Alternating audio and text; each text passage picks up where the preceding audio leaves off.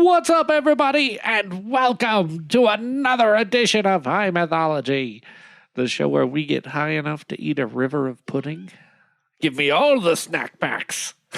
Nice. And we tell you guys silly stories from mythology and folklore. Yep. Tonight, we will be bringing you some Russian fairy tales. Yeah, Baba Yaga making her comeback. Always. Hope you brought those Virginia Slims with you. All right. She's got some sisters. They all Some sound sisters. the She's same. got. They're all the same. She's got some sisters, or she's got 3 houses and some wigs. Each one's painted a different color. That's how she can get 3 $5 bottles of vodka How instead are they of just able one. to enchant a house? How did Baba Yaga's house come to be? Was it a chicken?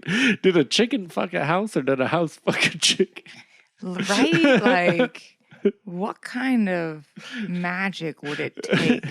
Why aren't there more of these? Why are they only in Russia? I know. feel like they should be Why don't we all traveling far have and chicken wide. huts? Is one made of you? One's made of brick. Yeah. One's made of wood. One's made of chicken bones. Straw. That's how the 3 little pigs came to That's be. how the 3 little pigs came to be. If only they're I know Yaga's wolves eat chickens, so Baba when Yaga's a wolf. Baba Yaga's a wolf. Yeah, that's how it worked. Yeah, she is. Mm-hmm. She's a wolf in very unconvincing sheep clothing. Yeah. So yeah, we got some Russian fairy tales for you. Gonna be fun. Gonna be a good time. Kimbo, go ahead and take it away. Thank you. Yeah. Thank you. First one's called The Merchant's Daughter and the Maidservant. Oh. Very much trouble. There was once a very wealthy merchant who had a marvelously beautiful daughter. This merchant carried goods to various provinces. And one day he came to a certain kingdom and brought precious cloths to the king as a gift. The king says to him, Why can I not find a bride for myself? I know this seems like a lot to just drop on you. I mean, You don't we've even just know me." made, you're not even the bartender, but I figured it's just walk right up to I'm someone. just so I have some lonely." cloths. How do you like the cloths? Why does nobody love me? Okay, I'm the guy who drops off cloth. You're going to have to Google search. Yeah, that you're one. gonna have to figure this out on your own. Exactly right. The merchant answered, Oh, hey there, I've been traveling far and wide, selling my goods. I have a hot daughter hereabouts, and she's so clever that no matter what a man is thinking, she can guess it. The king immediately wrote a letter and called his guards. He told them, Go to the merchant's house and deliver this letter to the merchant's daughter, my armored geese. the letter read, Make ready to get married. The merchant Make ready. Yeah, what a poet. Get ready. I'm gonna marry ya. The merchant's daughter took the letter, burst into tears, and prepared to go. Looks like you taking traced the also dick pic onto the bottom of it. I'm upset. Was this done by a French artist? Taking also her maidservant, and no one could distinguish this maid from the merchant's daughter. They were so alike each other. Twins, doppelgangers, if you will. Doppelgangers. They dressed in dresses that were alike and went to the king for marriage. The maid was full of spite and said, Me, let's take a walk about the island. So they went to the island, and there the maidservant gave the merchant's daughter sleeping potions, cut out her eyes, and put them in her pocket. Then she came to the guards and said, Just took her fucking eyes. Yeah. Gentlemen of the guard, my maidservant has gone to see me. They answered, We need only you. We have no use for that peasant girl anyway. She was just a poor, dirty peasant, made unpleasant to look at. She smelt bad, and nobody ever liked her. We only pretended that we liked her. Wow. They went to the king. He married the maid at once, and they began to live together. The king thought to himself, The merchant must have cheated me. She can't be the merchant's daughter. She's incredibly stupid. I don't want to say it, but she is. She's just plain stupid. She doesn't know what to do, how to do anything. I caught her reading a coloring book. There's no words in there. It's just pictures that you color, and she wasn't coloring them. She was just staring at them in awe. Meanwhile, the merchant's daughter recovered from the illness that her maid had brought upon her. She could not see, and she could only hear, and she heard an old man tending cattle. She said to him, "Where are you, grandfather?" And he said, Bitch, I live in a little hut. and then she said, "Please take me to your hut." And the old man took her in. She said to the old man, "Little grandfather, drive out the cattle." Drive out the cat. Go Get dri- go the get 'em. fucking, go do Get something. the fucking work. Just do some work, old man. He heeded her and drove away the cattle. She sent the old man to a shop saying, "Get some velvet and some silk on credit." Bitch, I live in a little hut. The old man went, but none of the wealthy merchants would give him goods on credit, but a poor shopkeeper gave him some. He brought the velvet and silk to the blind maiden, and she said to him, "Little grandfather, lie down to sleep. As for me, night and day are one and the same." And she began to sew a royal crown of velvet and silk, and she embroidered such a beautiful crown that it was a pleasure to behold it. Next morning, the blind maiden roused the old man and said, "Go and take this to the king, and for payment accept only one eye. And fear not, no matter what they say or do to you." And the old man went to the palace with the crown. Everyone admired it and wanted to buy it from him. But the old man asked for an eye in payment, and straightway the king was told that he was asking for an eye. The king came out and was delighted with the crown, and he began to bargain for it. But the old man still asked for an eye. The king began to curse and threaten to put him in prison. But no matter what the king said, the old man held his ground. And the king cried to his guard, saying, Okay, we're just going to give this guy somebody's eye. Just go cut out a... You know what? They sound pretty popular. Cut me an eye out, too. Give me 2 eyes. You know what? Make it 3. You get yourself an eye, too. Tommy, Johnny, and Jimmy are all being assholes down there. Might as well take one from each. Yeah, just pluck out anybody's eye. I'm not specific. I don't care. You're a goose anyway, so Does I it have doubt to you be listen human? to Do me. you need a cat's eye? I got A some cat's goose. eye. How would you like this brown eye? I purchased it from a sailor for $15. You also had a deer vagina, but I thought that would be too much. That was too coarse. Crass, even, if you will. Just then, his wife, the queen, rushed out and took an eye from her pocket and gave it to the king. The king was overjoyed. He said, Oh, you know, I'm not going to ask why you've had a human eye on you all this time. But you know, you've helped me out there, little queen. Thank you. Go back to reading your coloring books or staring at that paint on the wall as it dries slowly. "Oh my God." And he gave the eye to the old man, who took it and left the palace and returned to his hut. The blind maiden asked him, "Did you get my eye, little grandfather?" And he said, I did. So she I live in a little hut. So she took it from him and went outside at twilight, spat upon it, and put it into her socket. And it was able to see once more. Just put a little spit on Put a it. little spit and polish, you know. It was a little dried out. You know? You gotta make sure Good it as goes in. new. It's got slip in there, not just. I'm glad he didn't take that brown eye for payment. Hoo-ah. That would have been so bad. Yeah. Then again, she sent the old man to the shops, giving him money, and asked him to pay for what he owed for the silk and velvet, and to bring more velvet and gold thread. He got what he needed from the poor shopkeeper and brought these things to the merchant's daughter. She sat down to sew another crown and finished it, and then sent the old man to the same king. And she told him, "Do not take anything but one eye. And if you are asked where you got this crown, answer only, God gave it to me." That's it, bro. That's it.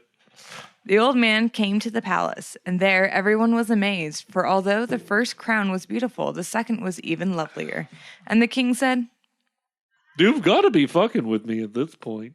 You know, you coming around here with an even nicer crown. You know, eyes are now our normal form of currency. the old man says, Oh, give me an eye. I live in a hut. And I want an eye.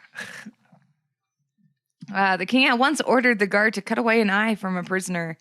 But his wife again gave him an eye, and the king was overjoyed and thanked her, saying, Okay, now it's looking a little strange, you with the eyes over here. You always have eyes in your pockets.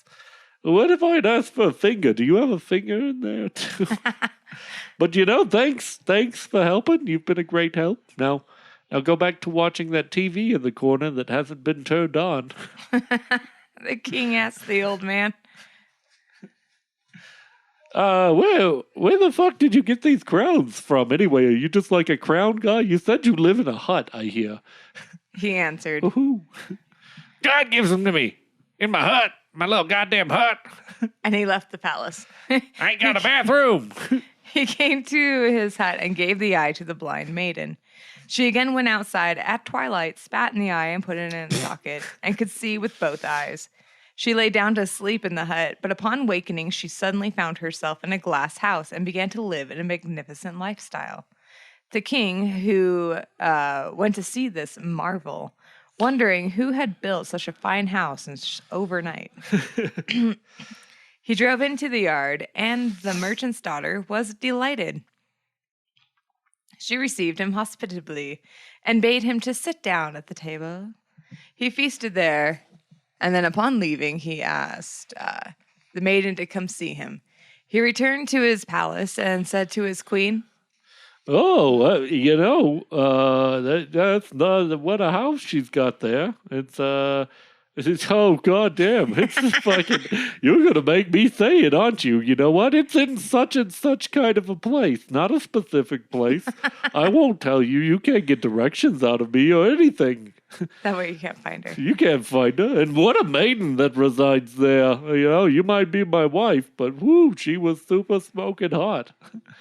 No matter what one is thinking, she knows it. She knows how hot she is too, and that makes her hotter. I don't know why I'm telling you this. You are, in fact, my wife. The queen guessed who it was and thought to herself, It must be the same maiden whose eyes I cut out. Maybe. I don't know. I'm not very smart. I assume. I assume. The king again went to visit the maiden, and the queen was full of spite. The king came, feasted, and invited her to his palace. She began to make ready and said to the old man, Farewell, ta-ta. Toodaloo. Here is a chest of money. You will never reach its bottom. It is always to be full. Always. You will go to sleep in this glass house, but you will awaken in your old hut. Sorry. The magic going on. God damn it, I hate my hut. Magic I know, you just had a bathroom for the first time in 40 years. I haven't shit in a bathroom in 45 years. Only one I went to was at a carnival. It was at a car, and it was a porta potty. I shall be killed and cut into zita itty bitty pieces. Oh, goddamn. Arise in the morning and make a coffin, gather my remains, and bury them for me, yes? And so the old man wept for her. And soon the guards came, seated her in a carriage, and drove away. They brought her to the king's palace, and the queen did not even look at her. She wanted to shoot her on the spot. She went out to the courtyard and said to the guards, She wanted to shoot her, but she couldn't figure out how guns works. Mm-hmm. Last time she used one, it fucking backfired, and that's why she's got a lazy eye. Yeah, when you bring this maiden home, cut her into little pieces at once. Take out her heart and bring it to me. They took the merchant's daughter home and talked to her. Ghibli, talk to her Ghibli. Ghibli. Glibbity. Ghibli. Ghibli. But she knew Gleebly. what they wanted to do and said to them, cut me up quickly. Just do it. Get it over us. And so they cut her into pieces, took out her heart, buried her in the ground, and returned to the palace. The queen came out to meet them. Confused. She expected her heart to actually be shaped like a heart. That's not a heart. That's a lump of meat. She took the heart, rolled it up into an egg, and put it in her pocket. Squished all the blood out and just Pocket rolled heart. it in. Okay, now I'm really suspicious. You have a very bloody pocket. The old man went to sleep in the glass house, but awoke in the hut and burst into tears. He wept and wept, and then he I live in a hurt. and then he set about his appointed task. He made a coffin and went to seek the maiden, and he found her in the earth, dug her up, and gathered all the pieces and put them into the coffin and buried them in his own land. The king did not know all of this, and so he went again to visit the merchant's daughter. But when he arrived at the palace, there was no house, no maiden. But at that spot where she was buried, a garden had grown. And he returned to the palace and told the queen.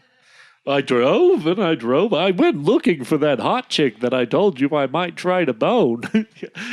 And I drove and I didn't see a house or anything. I just saw a nice garden and an angry old man standing in front of a little hut, explaining to me how he lives there.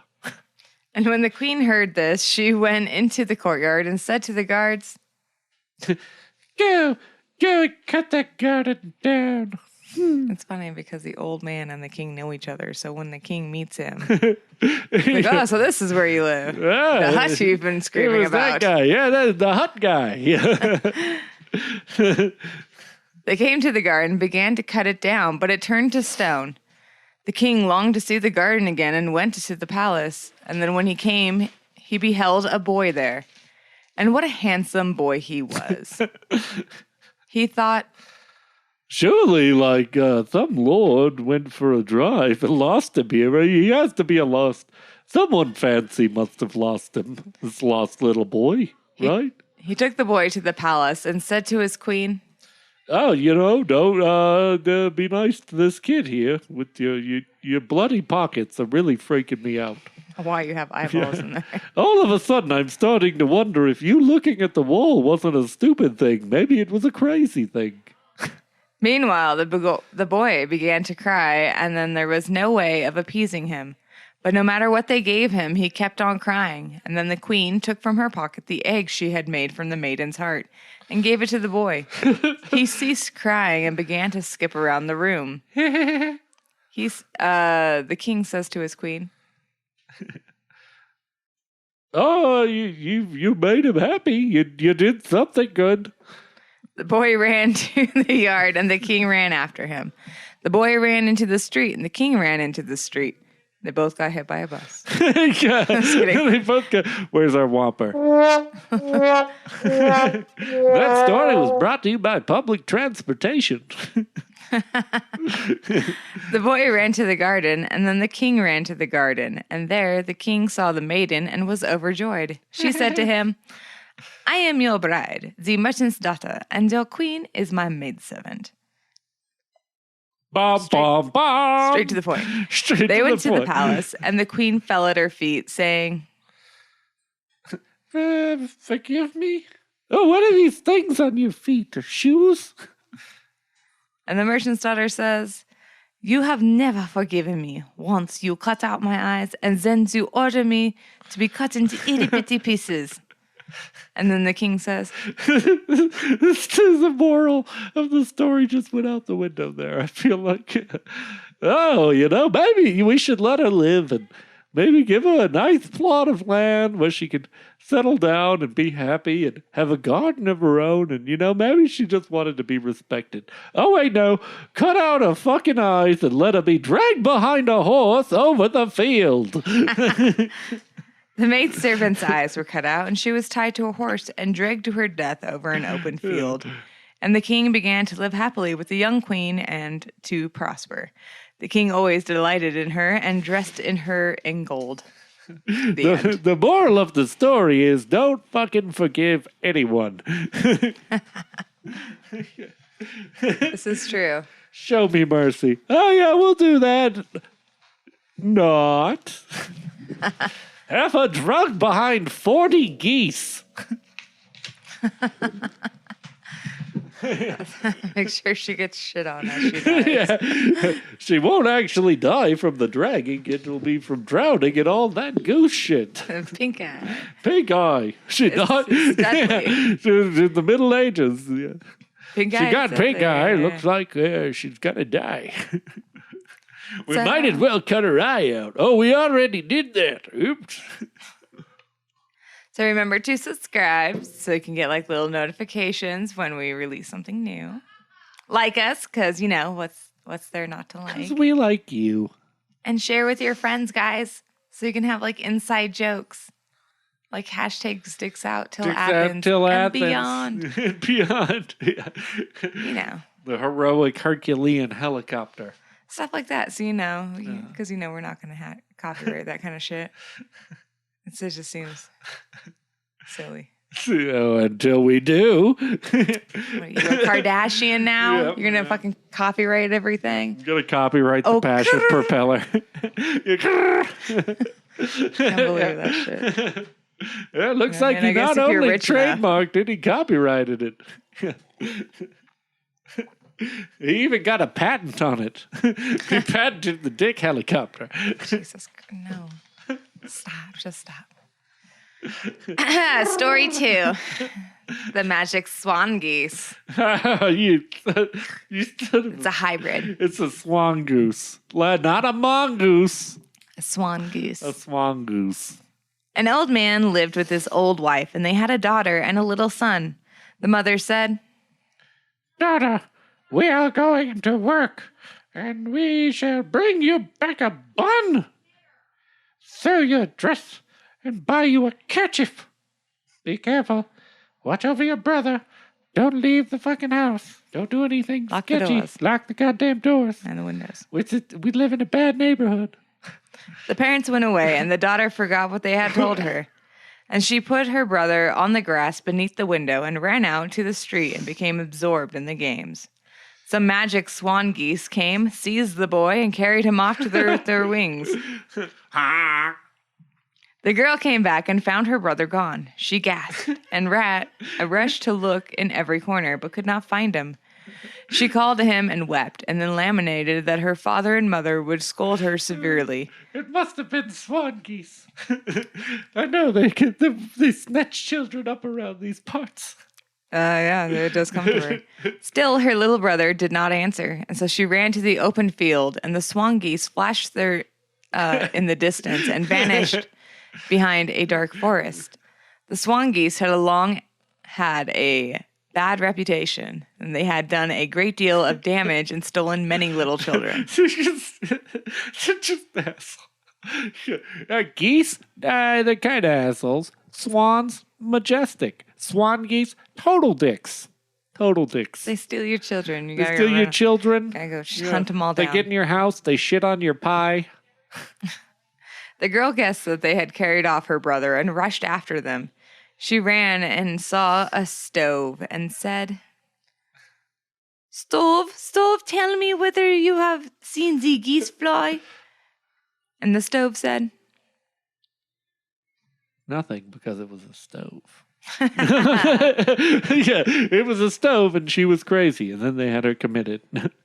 If you eat my cake raw, I'll tell you. Just reach on in there, reach on inside me, pull out this hot cake. And she said, Oh, in my father's house, we don't even have cakes to eat of wheat.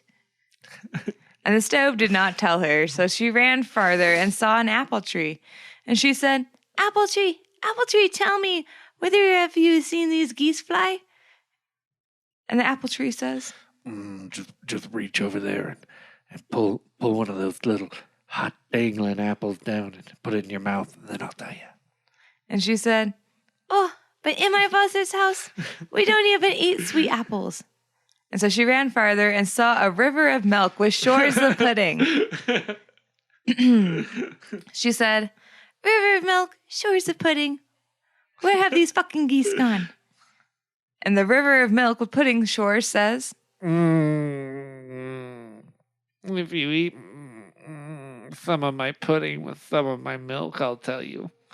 and she said, "Oh, but in my father's house, we don't even eat cream." Nope. And so she would have ran into the fields and wandered into the woods for a long time if she had not luckily met a hedgehog. She wanted to nudge him, but was afraid that he would prick her. And she asked, "Hedgehog, have you not seen all these geese have gone?" And he said, "Tither." Tither. Yeah.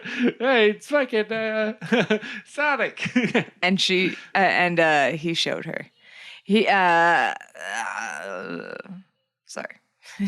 She ran and saw a little hut that stood on chicken legs and turned round and round. And in the little hut lay Baba Yaga with veined snout and clay legs. And the little brother was sitting on a bench, playing with golden apples. His sister saw him, crept near him, seized him, and carried him away. But these geese flew after her. If the robbers overtook her, where would she hide? Army of swan geese, attack. Yeah. There flowed the river of milk and shores of pudding, and she begged, "Little mother river, hide me." And it said, Come on, just lick some of the pudding. Just lick it. There was nothing to be done. She ate it. And the river hid her beneath its shores, and the geese flew by. She went out and said, "Thank you," and ran on, carrying her brother. And the geese turned back to fly at her again. But what could she do this time? But there was the apple tree. Uh-oh. And she says to the apple tree, "Apple tree, little mother, hide me."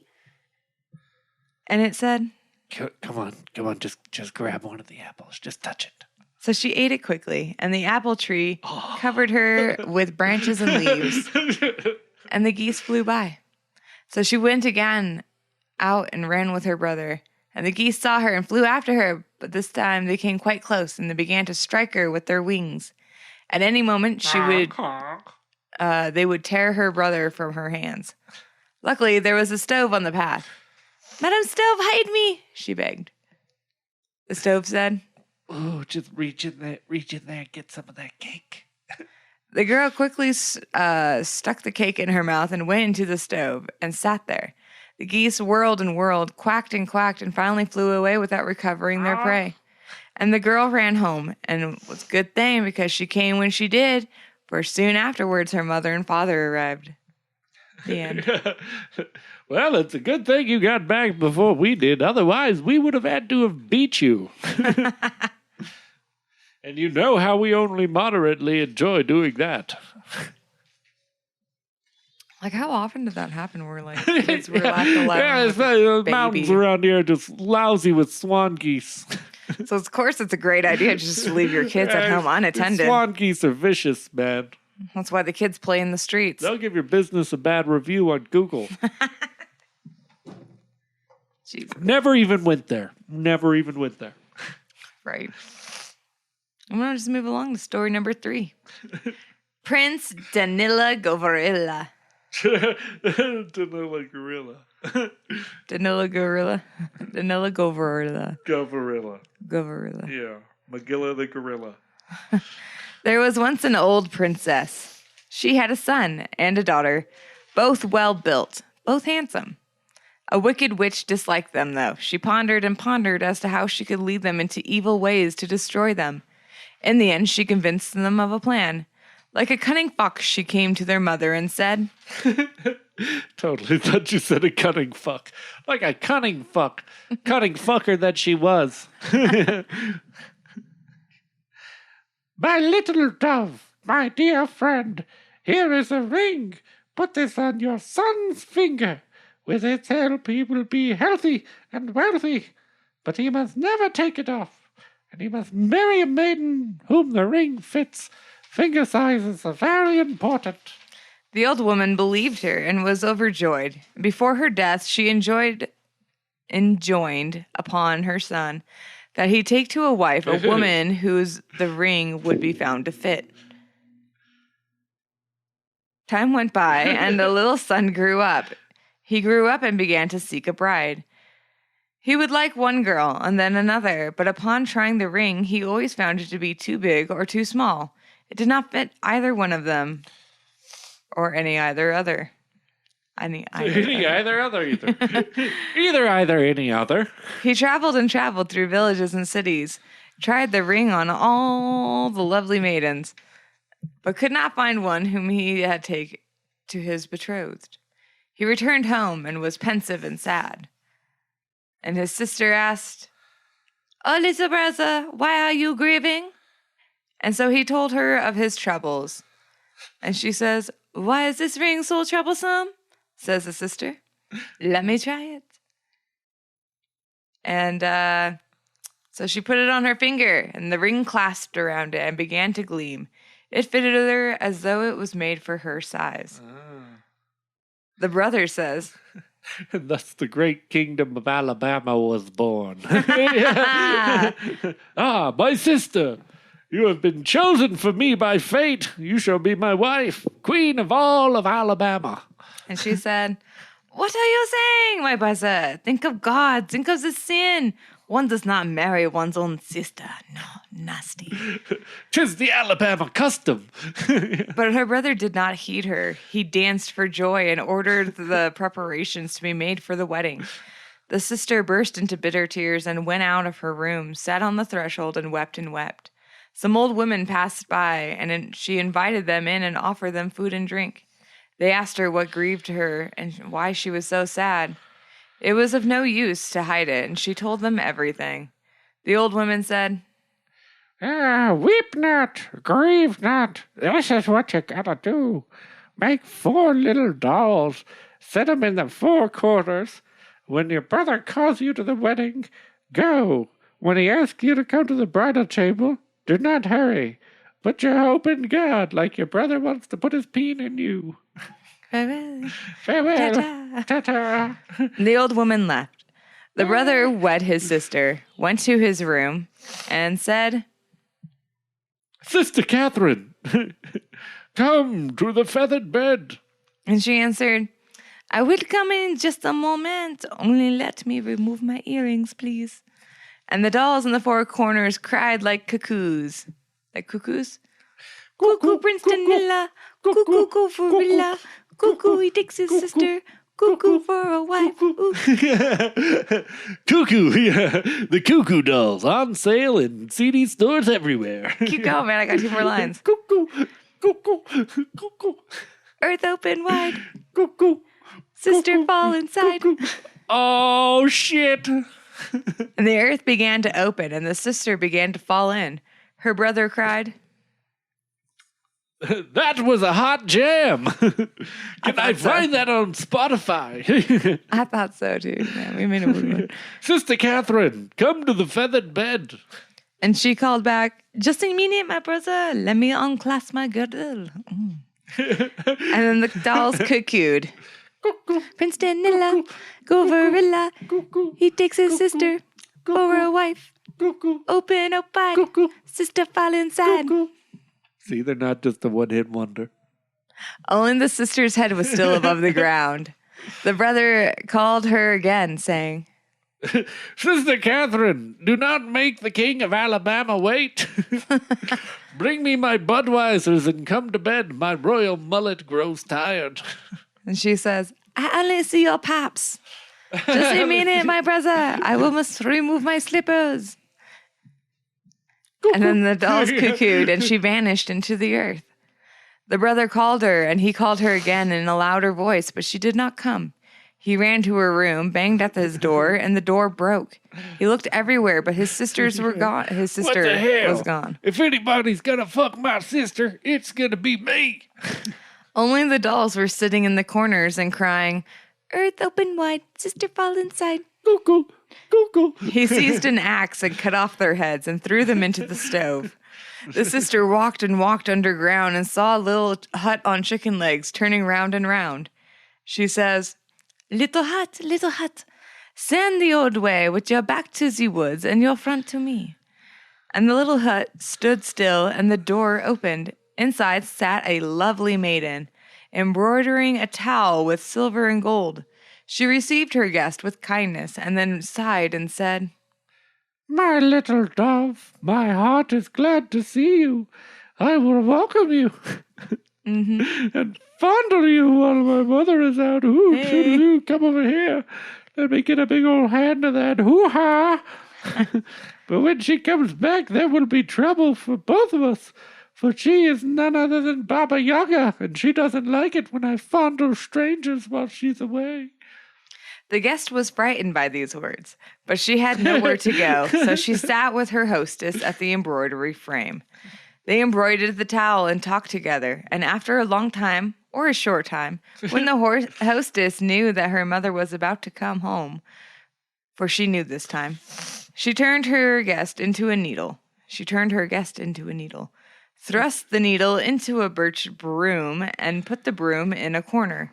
She had no sooner done all of this than the witch appeared at the door and said, My good daughter, my slightly overweight, incredibly ugly daughter, my daughter that has that weird smell, and that one tooth that's just always black, and the nose hairs that you refuse to trim the nose hairs, even though you know they're an issue.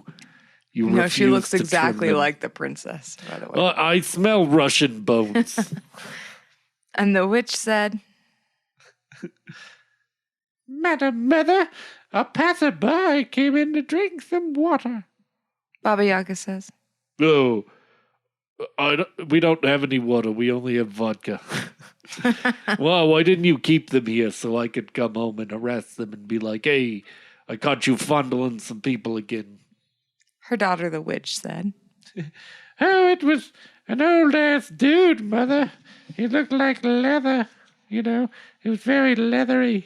He was one of those types that you could tell he was probably fit in his 20s, and then just time kind of wore it away in the sun.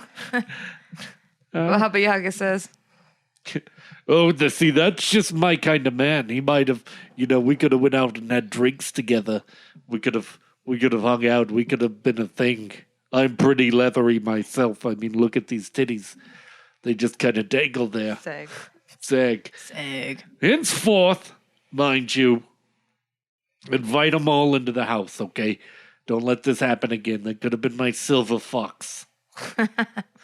And don't let anyone go, I'll have to leave now to go get some booty. I've got a booty call at 3:30 from interestingly enough, another old leathery man. But this one's David Hasselhoff, so it's good. She left, and the maiden sat at the frame, embroidered the towel, and talked to laughter together. Ha ha ha ha ha!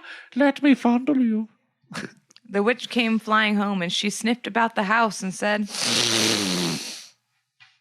Oh, my good daughter, my comely daughter. I smell Russian bones in here. You got any Russian reefer? And the witch said, Some little old men stopped by to warm their hands. I tried to keep them, but they did not want to stay. The witch was hungry, and she chided her daughter. Chided. And flew away again. The guest had been sitting... It just doesn't even give her a response. That's what you say. Walks away. She just walks away. The guest had been sitting in the broom, and they hastened to finish the embroidering of the towel. While working thus hurriedly, they planned how to escape from their trouble and run away from the wicked witch. They had hardly had time to exchange a few whispers when the witch, talk with the devil, and he will appear, stood in the doorway, catching them by surprise. Baba Yaga says, My good daughter, my calmly, my just kind of plain Jane, doesn't stand out in a crowd kind of a daughter. Nobody would notice if you weren't there. I'd smell some Russian bones in here. And the little witch said, There, my mother, A lovely maiden is waiting for you. And her daughter. Or, excuse me, I'm sorry. The maiden looked at the witch, and her heart failed her. Before her stood Baba Yaga, the bony-legged, and her nose hitting the ceiling. Baba Yaga says,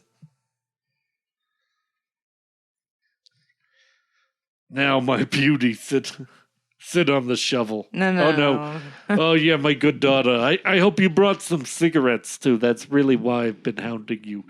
I haven't had a good Virginia Slim in a couple of days here. The Hasselhoff dick really didn't work out for me. The man's all leather. Oh, yeah, no, make a good, get the stove hot already. Preheat the oven.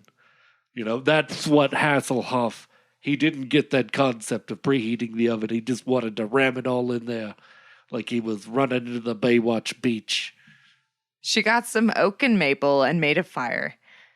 A flame blazed forth from the stove, and the witch took a broad shovel and began to urge the guest upon it, saying,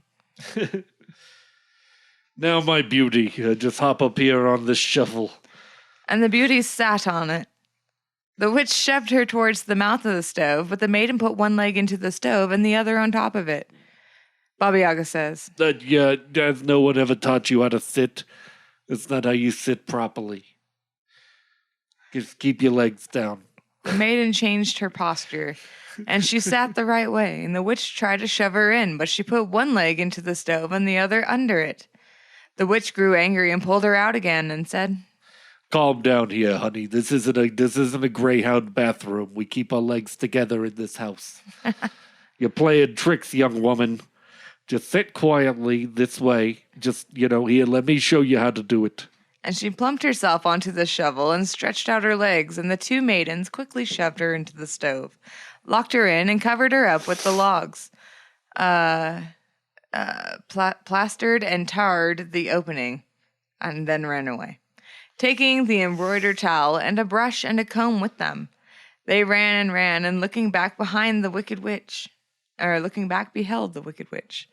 And she had wrenched herself free, caught sight of them, and was hissing, saying, Hey, are you still there? I never did get my cigarettes from you. What could they do? They threw down the brush, and there appeared a marsh thickly overgrown with reeds. Wow. The witch could not crawl through it, but she could open her claws, and plucked out a path and again came close. Where could they go?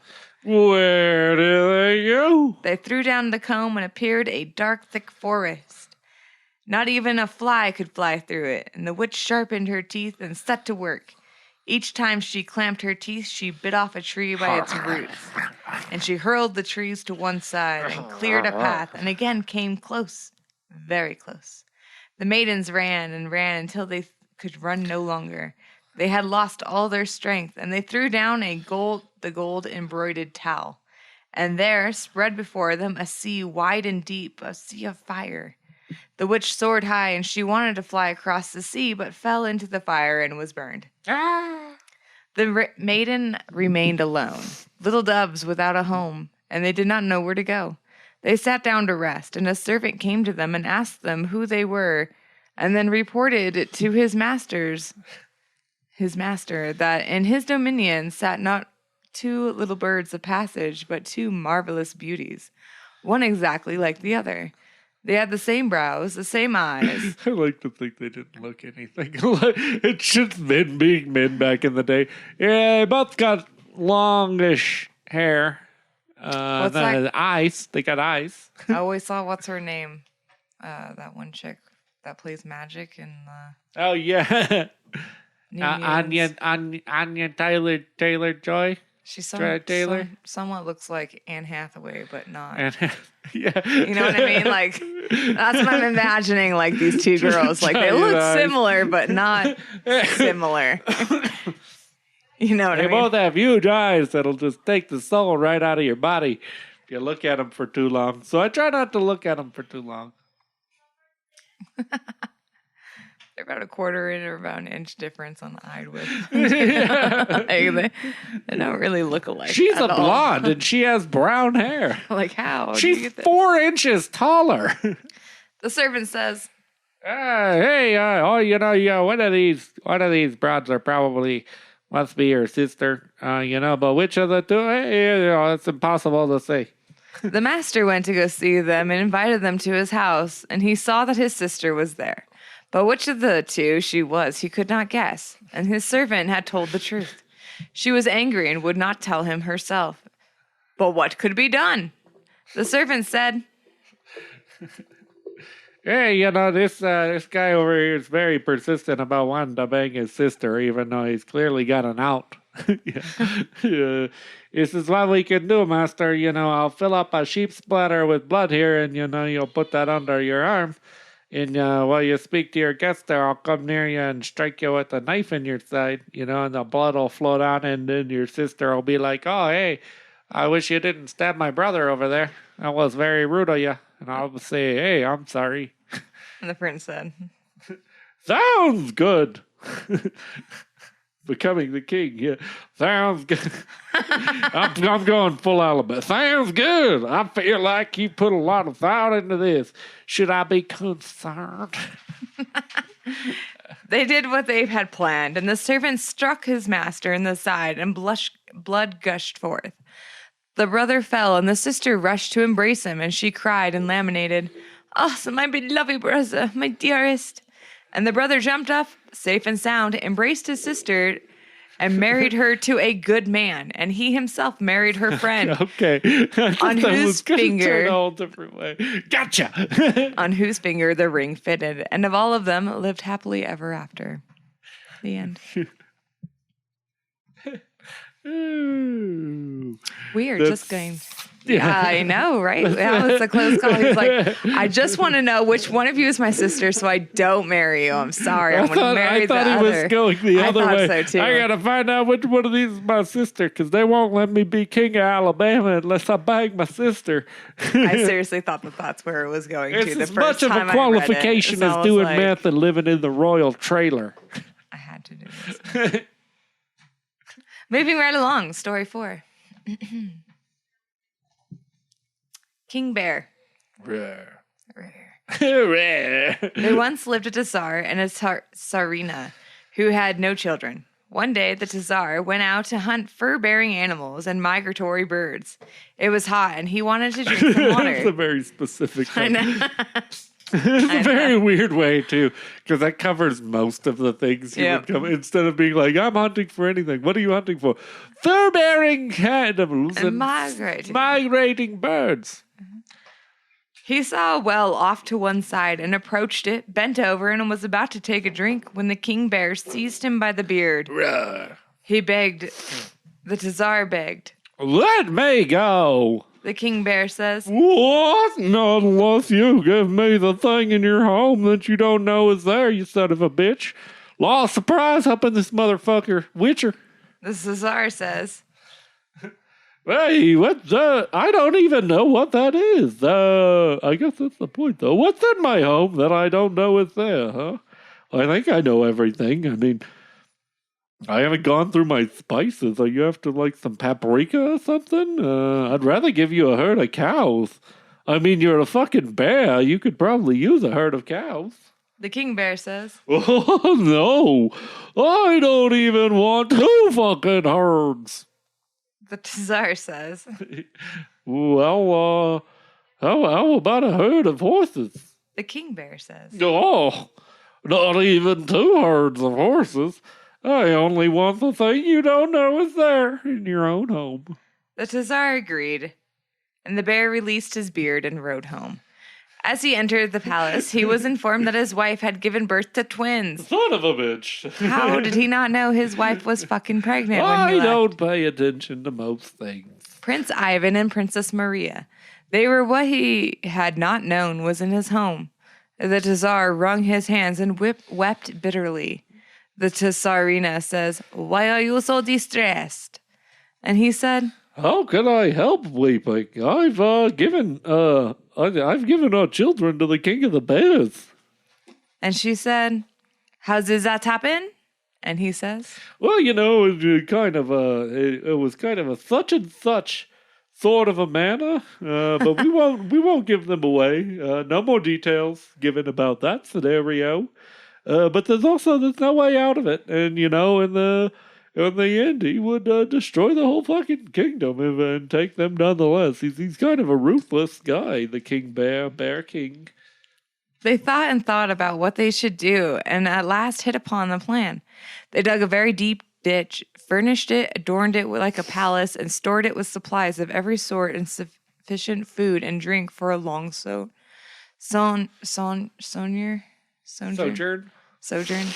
So they put their children into the ditch, built the ceiling on top of it, and threw earth over and leveled off the ground around it very smoothly.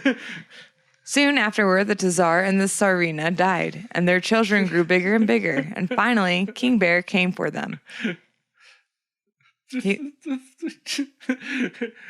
Will we give him our children? No, he'd probably kill them. What should we do? Bury them alive and then die. He looked everywhere, but no one was there. The palace was deserted, and he walked and walked, went all over the houses, and thought to himself, who will tell? Who will tell me where the Tsar's children are? Lo and behold, there was a chisel stuck in the wall. The King Bear says, Chisel, tell me where the Tsar's children are, son of a bitch. The chisel said, well, take me out into the yard and cast me onto the ground. Where I stick, do your dig. King Bear took the chisel, went out into the yard, and cast it into the ground. How many chisels did he try before he got to the talking one? I know, right? You're my 47th chisel I've talked to. The chisel turned, whirled, and struck fast right above the palace where the Prince Ivan and Princess Maria were hidden. The bear dug up the earth, and his paws broke the ceiling and said, Rah! Rah! Rah! Bear King. Prince Ivan and Princess Maria, so there you are. You were hiding from me. Your father and mother tried to cheat me, and in revenge, I'll eat you. The children said, King Bear, don't eat us. Many chickens and geese and other goods and chattels. We're fucking chattels. You want some chattels, you son of a bitch? Were left to us by our father, who, as far as we know, is still alive. That should be enough to satisfy you. The King Bear says, No. Your father's dead, first of all. Sorry to break the news like that, but so be it. Sit on my back, and I'll give you bear rides around, and then make you servants. They sat upon him, and the King Bear carried them to such steep and high mountains that they seemed to be going up into the very sky. The palace was utterly deserted, and no one lived there. Prince Ivan and Princess Maria say, We're hungry and thirsty.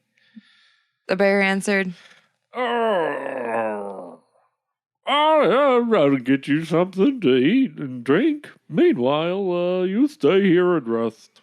The bear ran off to get the food for the prince and princess, who stood there and wept. Out of nowhere, a bright falcon appeared, shook his wings, and said these words,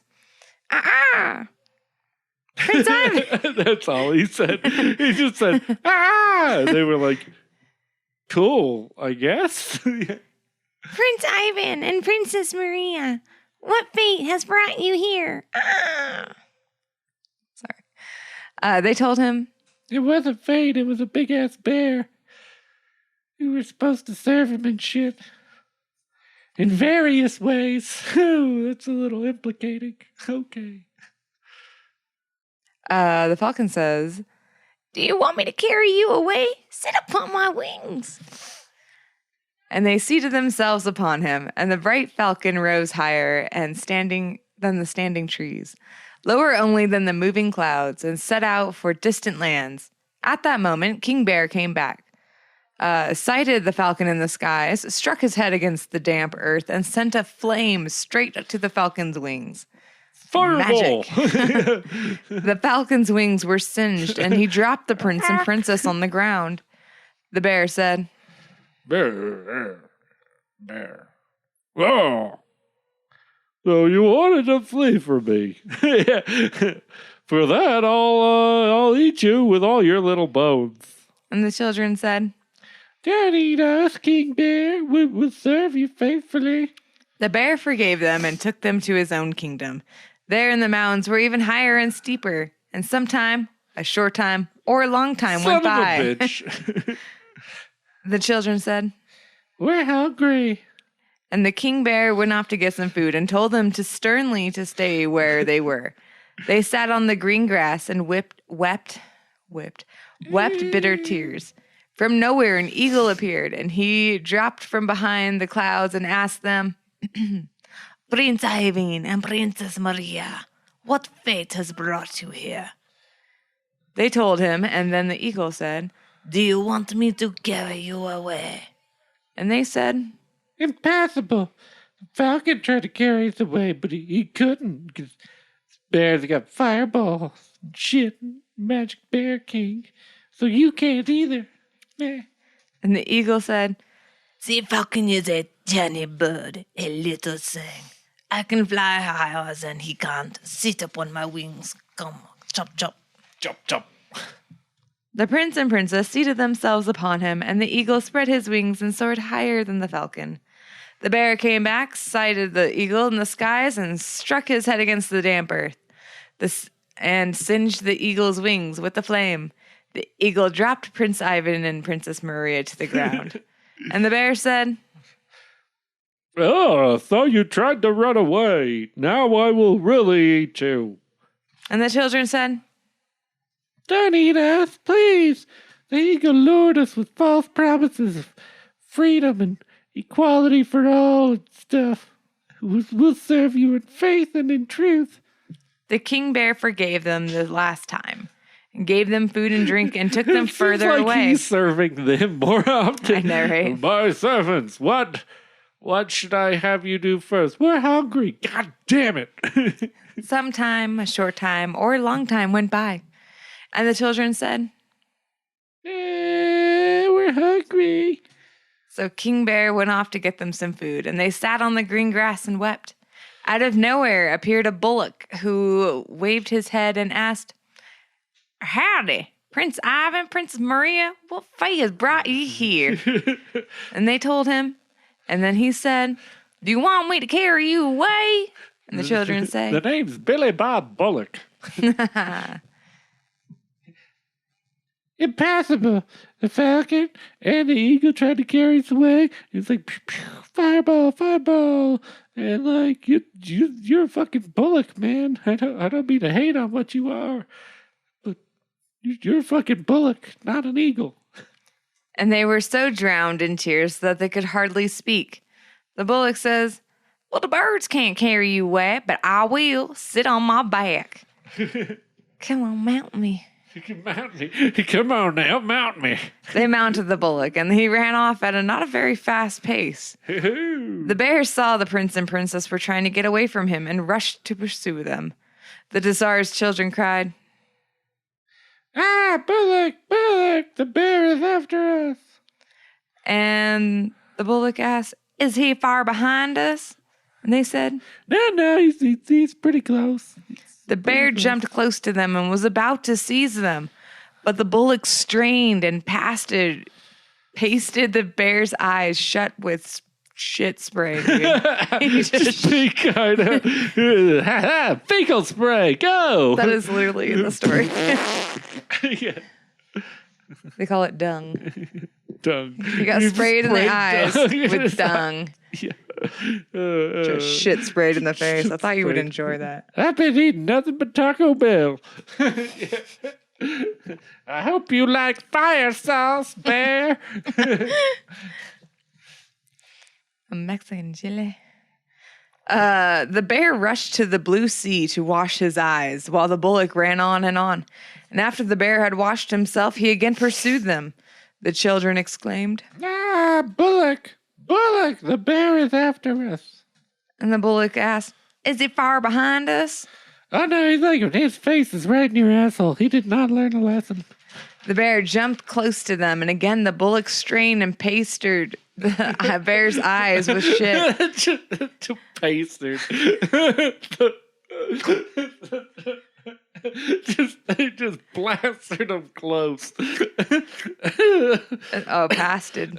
But he's pastered. That's even better than pastered him. He pastered him and he's close. While the bear ran to wash them, the bullock kept on and on. He plastered the bear's eyes for a third time and gave Prince Ivan a comb and a towel and said, well, when the bear comes close to us again, the first time cast this comb behind you, and then the second time wave this towel like you're white flagging it. I'm all out of poop.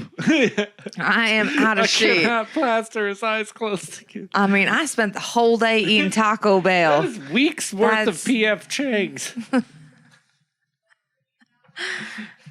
For me, it was always Skippers. Skippers. Yeah. Popeyes. Popeyes. I've been eating nothing but Long John Silver's cold slaw. And the Cracker Barrel's mac and cheese. With fired sauce from Taco Bell on it. The bullock ran on farther and farther. Prince Ivan looked back and saw that the king bear was pursuing them and was about to catch them. He took the comb and cast it behind them. And suddenly a thick forest sprang up, and through it birds could not fly, nor beasts could crawl, nor man walk, nor horse gallop. The bear gnawed and gnawed, but with great effort he gnawed out a very narrow path for himself. He got through the thick forest and rushed on in pursuit of the Tsar's children, but they were far, far off. Finally, the bear began to overtake them. Ivan Trezevich?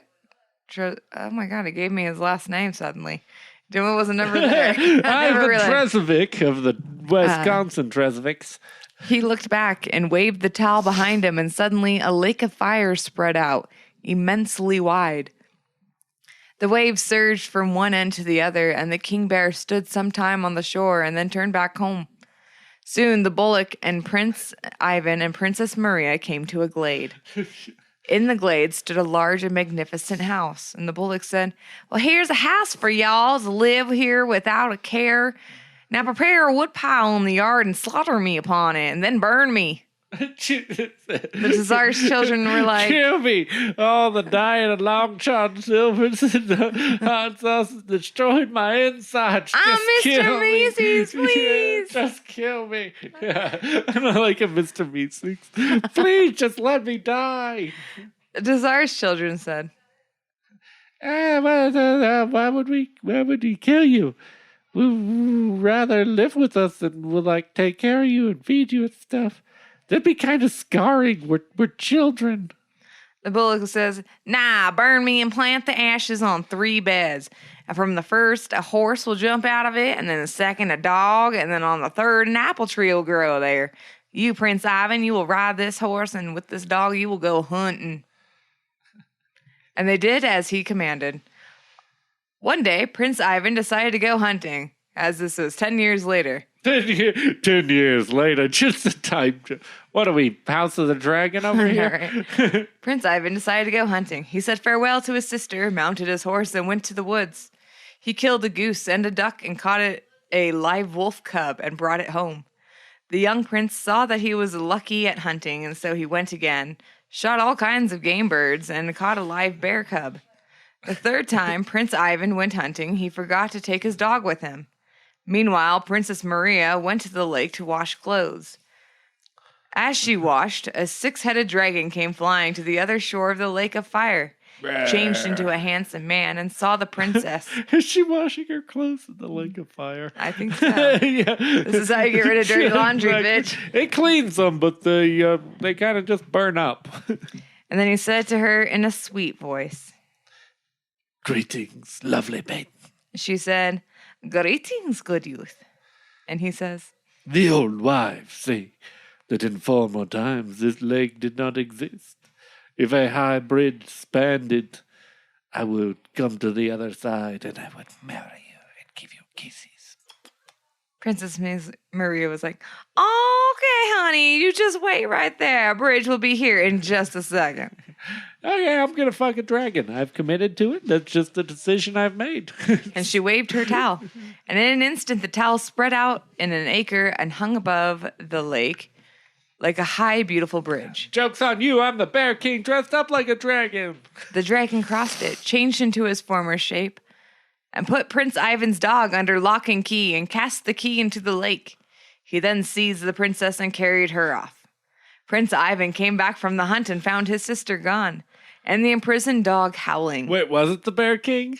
No. Oh. Completely different. Completely different. They moved on, Dusty. Whole different gone. story. It's a whole different It's a whole story new story now. Yeah. They switched gears mid-story. He went back to he saw the bridge across the lake and said to himself,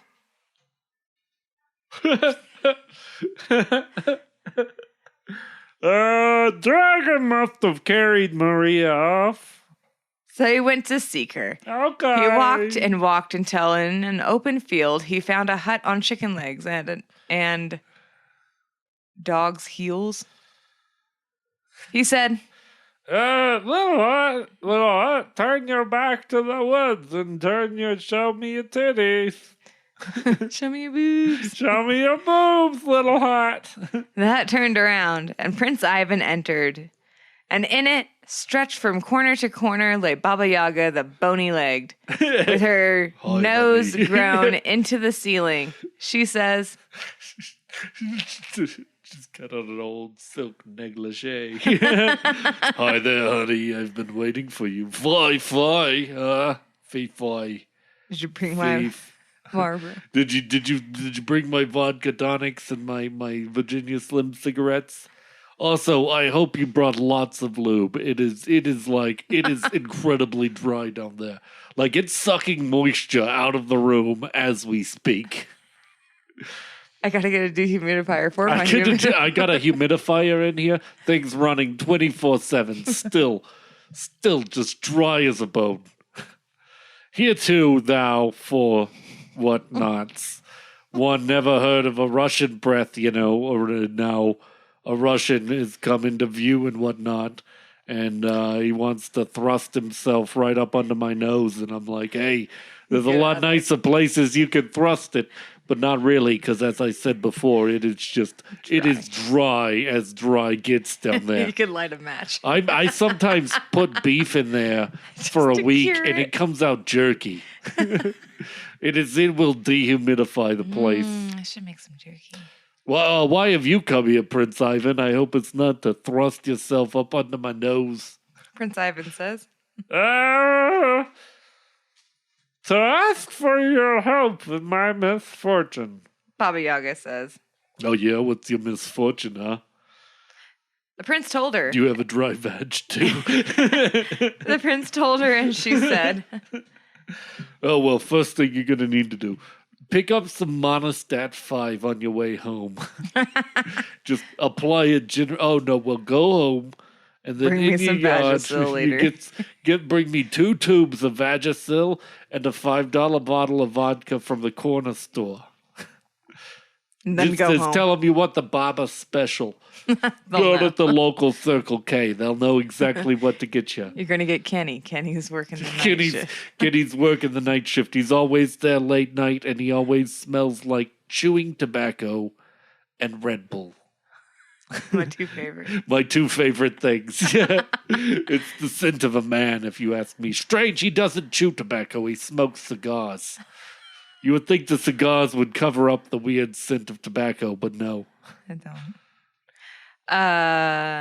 Oh, yeah, get the there's an apple tree and stuff.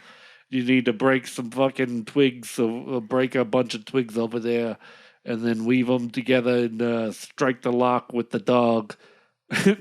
Don't use the dog as a weapon to strike the lock, but strike the lock that the dog's chained up with. Then take the dog and use it to strike the other lock.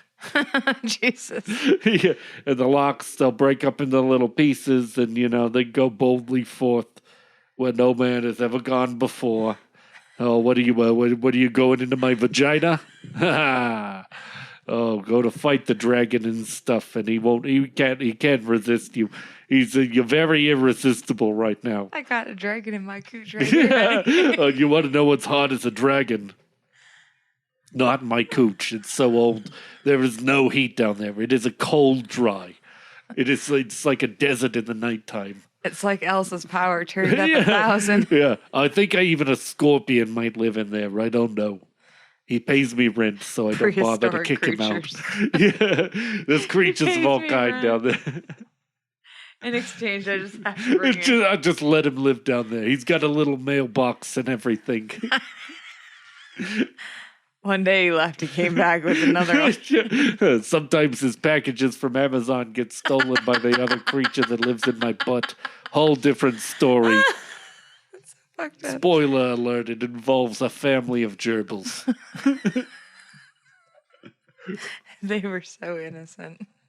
They moved into the wrong neighborhood. They didn't know the neighbor was a scorpion and an alcoholic. Needless to say, they set for sale. Yeah. And no one will buy it because, it's horrible real estate. I've told you how dry my vag is. It just sucks all the moisture right out of the buttholes. Try keeping it moist with the pineapple. Yeah, I got a water hose up there right now. Nothing.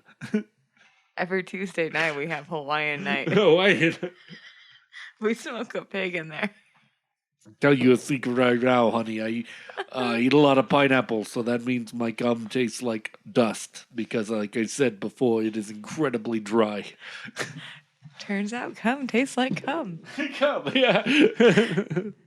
Prince Ivan returned home and freed his dog, who ran out in great anger.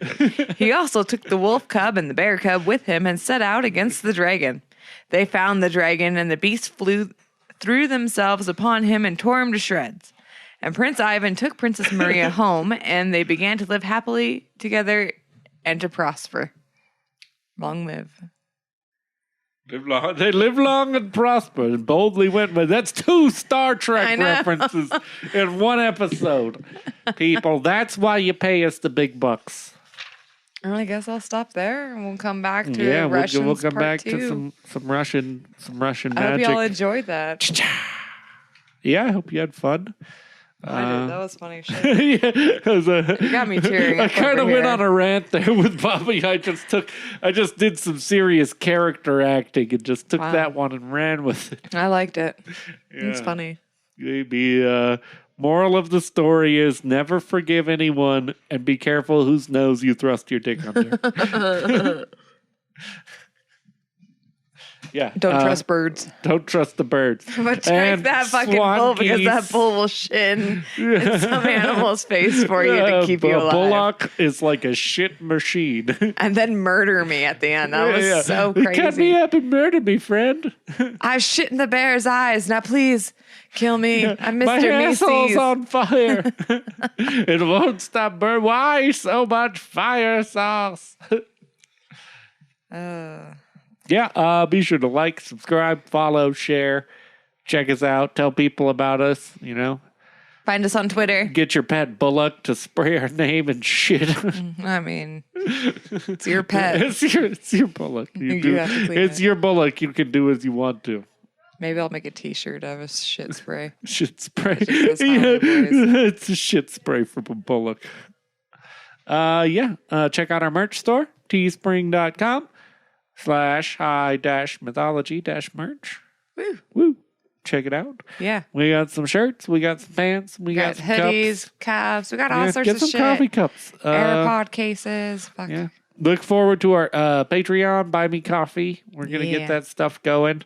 That way, if you guys want to show us any love, you can show us some love and buy us some coffee. I would love that. Thank you. That'll keep Kim awake.